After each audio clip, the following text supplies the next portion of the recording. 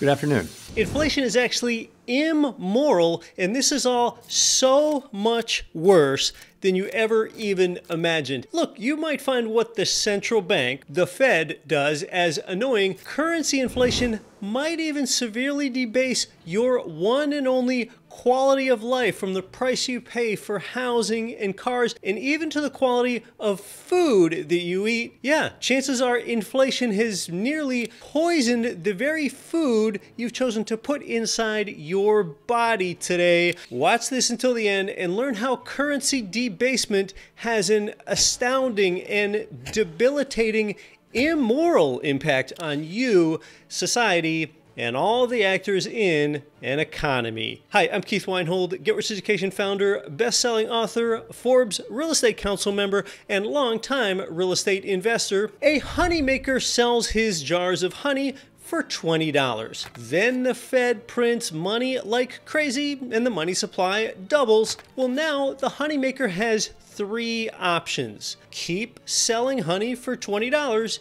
He eats the loss and keeps providing honey for his customers at the same price. The second thing he can do is water down the honey or use other inferior ingredients known as skimpflation, skimping on ingredient quality, or shrinkflation, reducing the jar size. The third option the honeymaker has is to be honest and increase the honey price to $40. But now if he behaves honestly like this, he drives away his customers and they look for honey elsewhere.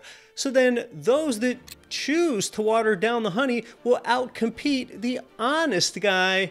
And see, over time, what happens with monetary or currency debasement is that producers must now weigh their financial well-being with moral integrity. That is the problem. This is why inflation has an immoral impact on human beings. But I'm just getting started here. Look at the consequences. This is a big part of why food quality suffered during the big wave of inflation in the 1970s and 1980s. An even worse consequence of that inflationary wave 40 plus years ago is that wages often don't keep up with prices, and that the wife had to start working. She's not cooking at home like she used to. Drive-through restaurants and suffering grocery store food quality, the processed stuff that's on the shelves. That led to rampant obesity and prescription drugs now comprising half of our commercials.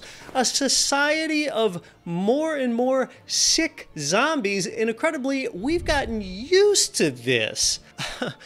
Well, today, the 2020s wave of inflation is now making the median home unaffordable for the middle class, even in dual income households, which became a necessity 40 years ago. And each successive inflationary wave, it just continues to widen the divide between rich and poor. You see it all over the place. Macy's, the department store, recently had to shutter stores and reorganize because they realized that the middle class is shrinking. As a landlord, the honest thing to do then in inflation is to raise the rent. It's not honey inflation and it's not rent inflation, because the honeymaker and landlord did not create it. It is central bank inflation. Higher rent is simply the consequence of more dollars in circulation. And simultaneously, you know what? New homes, they actually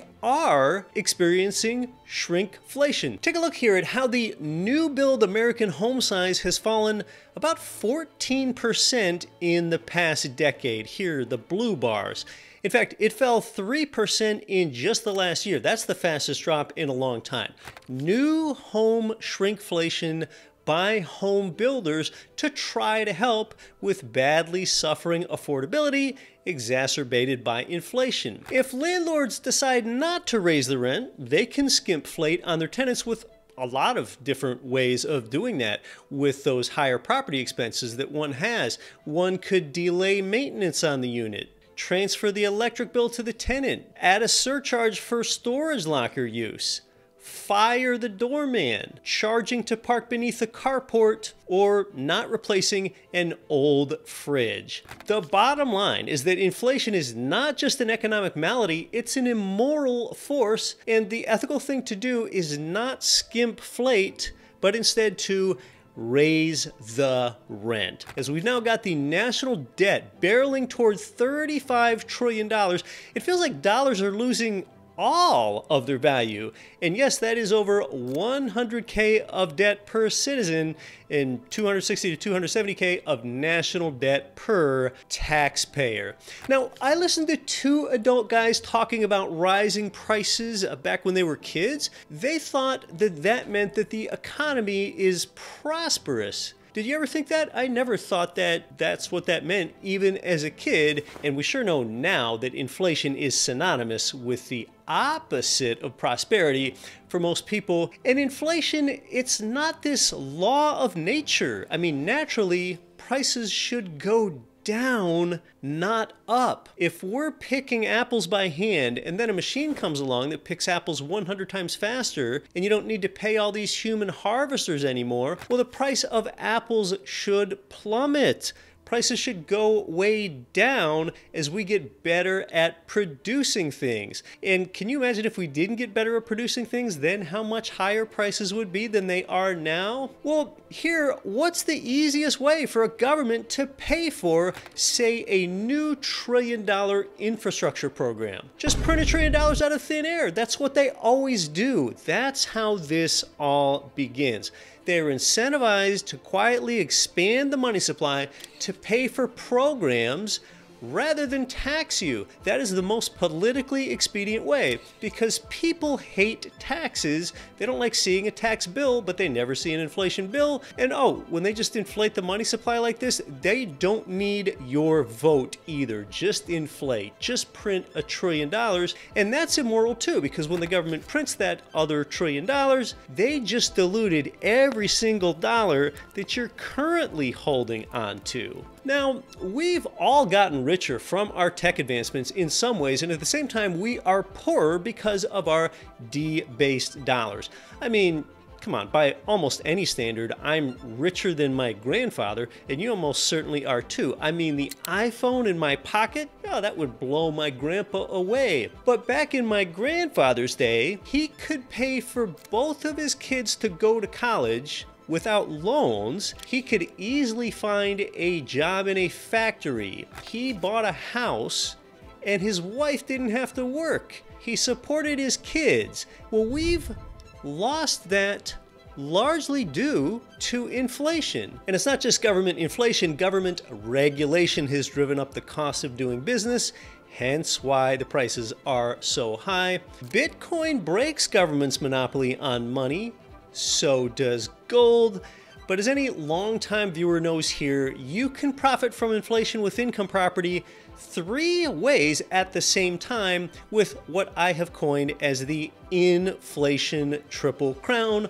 Forbes asked me about that. In fact, I've got a free-to-watch 3-part video series on the inflation triple crown. 1 video for each crown. Rather than just learning about how inflation is immoral and destructive, I encourage you, now that I might have fired you up about it, to learn how to turn this around and not merely hedge yourself, but actually profit with the inflation triple crown right here in this video. You can watch this one next.